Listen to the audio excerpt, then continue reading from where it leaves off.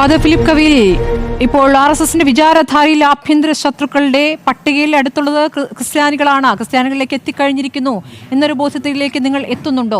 താൽക്കാലികമായ കാര്യ നേട്ടത്തിന് ഉള്ള ചങ്ങാത്തമായി അത് മാറുകയായിരുന്നു.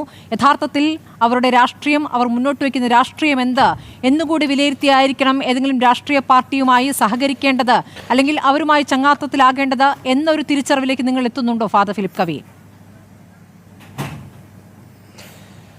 ആദ്യമേ എനിക്ക് പറയാനുള്ളത്, ഒരു രാഷ്ട്രീയ കക്ഷികളുമായിട്ട് ഞങ്ങൾക്ക് അനുകൂലമോ പ്രതികൂലമായ നിലപാടില്ല.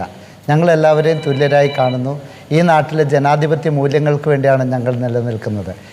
ഈ വെറുപ്പിൻ്റെ, വിദ്വേഷത്തിൻ്റെ, വിഭജനത്തിൻ്റെ വിചാരധാരകൾ ആര് ഉൾക്കൊണ്ടാലും അതിനെ ഞങ്ങൾ തള്ളിപ്പറയും. ഈ വിചാരധാരകളെ, വെറുപ്പിനെ, വിദ്വേഷത്തെ കീഴടക്കുവാൻ ശക്തിയുള്ള സ്നേഹത്തിൻ്റെ ധാരയുള്ളവരാണ് ഞങ്ങൾ ഓരോരുത്തരും. ഈ സ്നേഹത്തിൻ്റെ സുവിശേഷമാണ് ഈ സമൂഹത്തിൽ ഞങ്ങൾ ആതുര ശുശ്രൂഷയിലൂടെ ആരും വേണ്ടാത്ത അവഗണിക്കപ്പെട്ടവരെ കൈപിടിച്ചുയർത്തുന്നതിലൂടെ ചെയ്യുന്നത്. ഞാനൊന്ന് ചോദിക്കട്ടെ, ഈ പറയുന്ന മേലാളന്മാർക്ക് ഉത്തരേന്ത്യയിലുള്ള പാവപ്പെട്ട ഒരു മനുഷ്യൻ്റെ വീട്ടിൽ പോയി അന്തി ഉറങ്ങാൻ സാധിക്കുമോ? അവരോടൊത്ത് ഭക്ഷണം കഴിക്കാൻ സാധിക്കുമോ? എന്തിന് ഇന്നും ജാതിയുടെ വേർതിരിവിൻ്റെ തത്വശാസ്ത്രമല്ലേ അവർ പിന്തുടരുന്നത്? ഈ വലിയ തത്വശാസ്ത്രങ്ങളൊക്കെ പറഞ്ഞിട്ടും അവർക്ക് എത്ര പേരെ അവരുടെ വീട്ടിൽ സ്വീകരിക്കാൻ സാധിക്കും? ഈ പാവപ്പെട്ട മനുഷ്യൻ്റെ കാര്യം വരുമ്പോൾ എന്നും അവരെ അടിമകളാക്കി നിർത്തുവാൻ വേണ്ടി, അവരുടെ മേൽ യജമാനത്വം പുലർത്തുവാൻ വേണ്ടിയാണ് ഇവരെ ഈ ഐക്യമൊക്കെ പറയുന്നത് എന്ന് നമ്മൾ പലതവണ കണ്ടു കഴിഞ്ഞതാണ്. സാധാരണക്കാർക്ക് വിദ്യാഭ്യാസം ലഭിച്ചാൽ അവരെ ചോദ്യം ചെയ്യുമെന്നുള്ള ഭയമുള്ളത് കൊണ്ടാണ് അവർക്ക് ഈ അടിമകളെ നിലനിർത്താൻ വേണ്ടിയാണ് ക്രിസ്ത്യാനികളെക്കെതിരായിട്ട് പ്രവർത്തിക്കുന്നത്. ഒരു കാര്യം ഞാൻ പറയാൻ ആഗ്രഹിക്കുകയാണ്. ഇവിടെ വെറുപ്പിൻ്റെ, വിദ്വേഷത്തിൻ്റെ തത്വശാസ്ത്രം നിത്യകാലത്തേന് വിജയിക്കില്ല. കുറച്ച് കാലത്തേക്ക് നിങ്ങൾക്ക് ആളുകളെ കബളിപ്പിക്കാനും മധുരവാക്കുകൾ പറയുവാനും മധുരപലഹാരങ്ങൾ നൽകി സ്വാധീനിക്കാനൊക്കെ പരിശ്രമിക്കാം. പക്ഷേ നിങ്ങളുടെ ഉള്ളിലെ യഥാർത്ഥ ചിന്താഗതി എന്താണ് എന്ന് ഈ ദിവസങ്ങളിൽ ഞങ്ങൾ തിരിച്ചറിയുകയാണ്. അത് ഞങ്ങൾ തുറന്നു പറയാൻ ഞങ്ങൾക്ക് മടിയില്ല. അതുകൊണ്ട് സ്നേഹത്തിൻ്റെ വഴിയിലൂടെ ഒരുമിച്ച് എല്ലാ മനുഷ്യരും ജീവിക്കണമെന്നുള്ളതാണ് ക്രൈസ്തവരുടെ തത്വശാസ്ത്രം. അവിടെ ജാതിയല്ല നിങ്ങൾ നോക്കുന്നത്. നിങ്ങളൊരു കാര്യം മനസ്സിലാക്കണം, ഈ ക്രൈസ്തവ രാജ്യങ്ങളിൽ എത്രയോ ആളുകൾ ഹൈന്ദവരായി മാറുന്നുണ്ട്.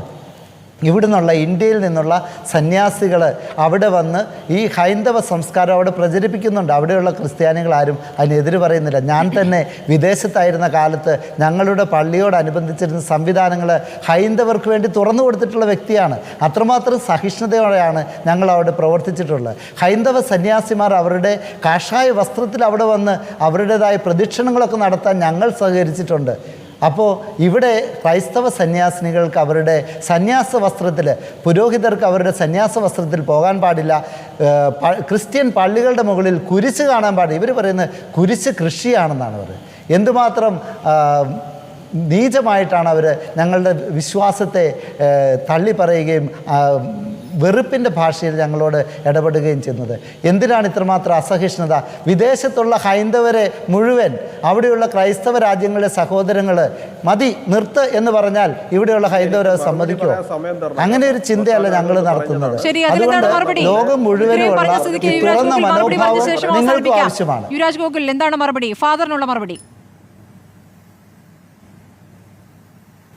തീർച്ചയായിട്ടും ഫാദർ, അങ്ങ് ചെയ്യുന്ന മനുഷ്യ നന്മ വച്ചിട്ടുള്ള പ്രവർത്തനങ്ങളെയൊക്കെ ഞാൻ അംഗീകരിക്കുന്നുണ്ട്. ഉത്തരേന്ത്യയിലെ ദരിദ്രരായ ആൾക്കാരുടെ കഷ്ടപ്പാടുകളെയൊക്കെ അങ്ങ് മനസ്സിലാക്കുന്നത് ഞാൻ അംഗീകരിക്കുന്നുണ്ട്. ആദിവാസി മേഖലകളിൽ നടത്തുന്ന പ്രവർത്തനത്തെ അംഗീകരിക്കുന്നുണ്ട്. അങ്ങയോട് ഞാൻ വിനീതമായിട്ട് പറയുകയാണ്, ഇത്തരം പ്രവർത്തനങ്ങളിൽ കുറച്ചുകൂടിയും വിശാലമായിട്ട് തന്നെ ചെയ്യണം. കാരണം സച്ചാർ കമ്മിറ്റി റിപ്പോർട്ട് അനുസരിച്ച് ഇന്ത്യയിൽ ഏറ്റവും അധികം പിന്നോക്കാവസ്ഥ അനുഭവിക്കുന്നത് മുസ്ലിങ്ങളാണ്. അപ്പോൾ തീർച്ചയായിട്ടും ഹിന്ദു ഭവനങ്ങളും മാത്രമല്ല, മുസ്ലിം ഭവനങ്ങളിലും അത്തരത്തിലുള്ള ദാരിദ്ര്യാവസ്ഥ നിലനിൽക്കുന്നുണ്ട്. തീർച്ചയായിട്ടും അവർക്കിടയിലും കൂടി ഇത്തരത്തിലുള്ള പ്രവർത്തനങ്ങളുമായിട്ട് മുമ്പോട്ട് പോകണം എന്ന് ഞാൻ അങ്ങയോട് വിനീതമായിട്ട് പറയുകയാണ്. ആര് മതപരിവർത്തനം നടത്തുന്നു എന്നാണ് അങ്ങ് ചോദിച്ചത്. എനിക്കറിയില്ല ഫാദർ. കാരണം 1968 കോൺഗ്രസ് സർക്കാർ അവിടെ മതപരിവർത്തന നിരോധന നിയമം കൊണ്ടുവരുന്നു എന്നുണ്ടെങ്കിൽ തീർച്ചയായിട്ടും ആരോ അവിടെ മതപരിവർത്തനം നടത്തുന്നു എന്നുള്ളത് കൊണ്ടായിരിക്കുമല്ലോ അവർ കൊണ്ടുവന്നിരിക്കുന്നത്. അപ്പോൾ തീർച്ചയായിട്ടും അത് എന്തുകൊണ്ട് അങ്ങനെ കൊണ്ടുവരുന്ന ഒരു സാഹചര്യം ഉണ്ടായി എന്നുള്ള കാര്യം അവരോട് ചോദിക്കണം. അത് മാത്രമല്ല, കഴിഞ്ഞ 7 ദിവസമായിട്ട് കോൺഗ്രസിന്റെ കോൺഗ്രസിന്റെ പ്രതിപക്ഷ നേതാവ് ഉൾപ്പെടെയുള്ള ആൾക്കാർ ആരും തന്നെ ഇതുവരെയും അവിടെ സംസാരിക്കുന്ന ഒരു സാഹചര്യം ഉണ്ടാകുന്നതും നമ്മൾ ആരും കണ്ടില്ല. അതെന്തുകൊണ്ടെന്നും നോക്കണം.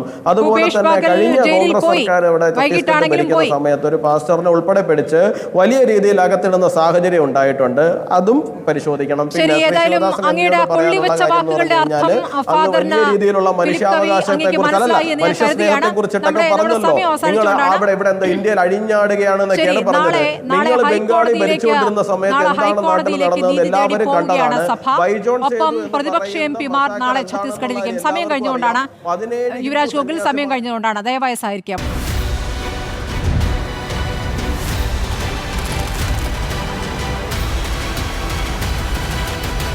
ഡിബേറ്റ് വിത്ത് സ്മൃതി പരുത്തിക്കാട്.